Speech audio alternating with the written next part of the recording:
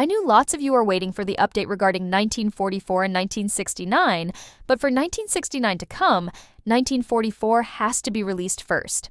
With Dutton Ranch lined up for release in May 2026, the next in the potential lineup is 1944, and I've got all the exciting updates you need to know about it, from how the story of Spencer might shape up, who could play his son as John Dutton II, and how the story might unfold with the kind of conflicts we are going to see.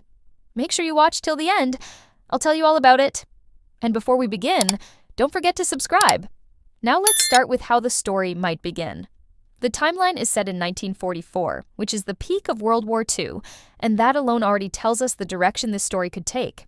We have already seen Spencer Dutton's journey in 1923, where he fought in World War I and went through intense trauma. So now, moving into 1944, it creates a natural parallel. Spencer is older, more experienced, and shaped by everything he has been through. But this time, the war might not be his battle. Instead, it could be his son's. By this timeline, Spencer's son, who we know was born during the events of 1923, would be around 20 to 22 years old, which is the perfect age to serve in World War II. This opens up a very strong emotional storyline.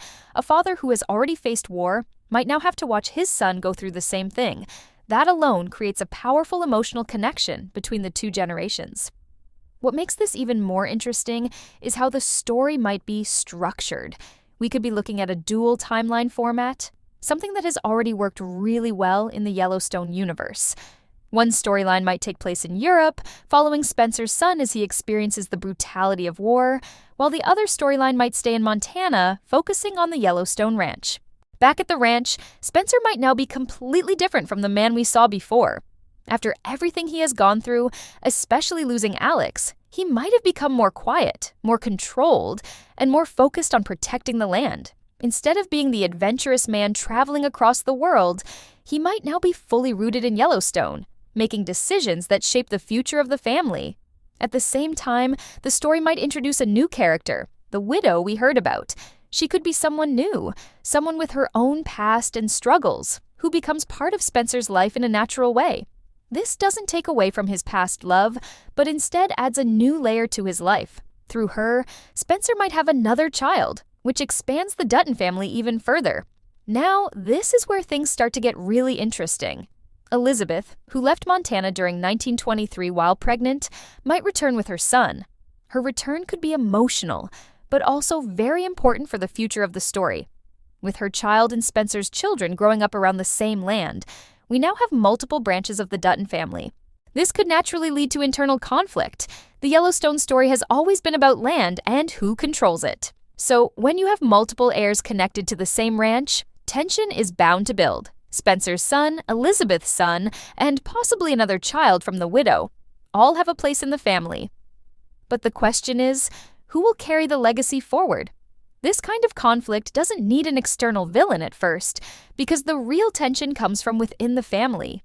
Each character might have their own perspective, shaped by their experiences.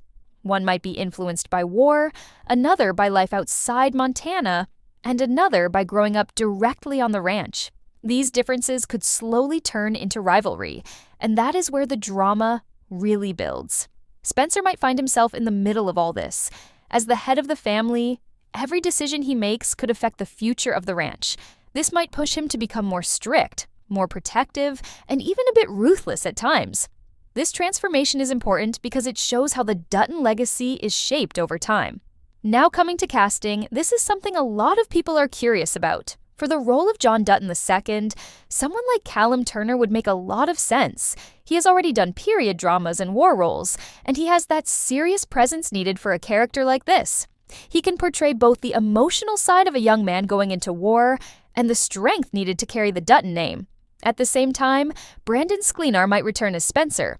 He has already shown interest in continuing the role, and with some aging makeup, it would be easy to present him as an older version of the character. His presence is important because Spencer connects the past and the future of the story. Another major possibility that could shape the story is the introduction of a powerful external force. And the man who could play that role is Matthew McConaughey. As he has been rumored to be part of Taylor Sheridan's universe, and 1944 looks like the perfect platform for him. He might come into the series as a federal official or land authority. During World War II, the government was expanding its control over land for military purposes, and that could bring him directly into conflict with the Dutton family. Now, coming to the release timeline, things are slowly falling into place. With Dutton Ranch already finished filming and officially set for release in May 2026, and the Madison also completed filming for Season 2, it looks like 1944 might be the next major project to move forward. Considering how fast Taylor Sheridan usually works, production could start sooner than expected. If that happens, then a release in early 2027 feels very realistic. It gives enough time for filming and post-production while still keeping the momentum of the Yellowstone universe going strong. So, what do you think about this? Are you excited to see how Spencer's story might continue and how the next generation will take over? Let me know your thoughts in the comments below. And don't forget to subscribe for more updates like this.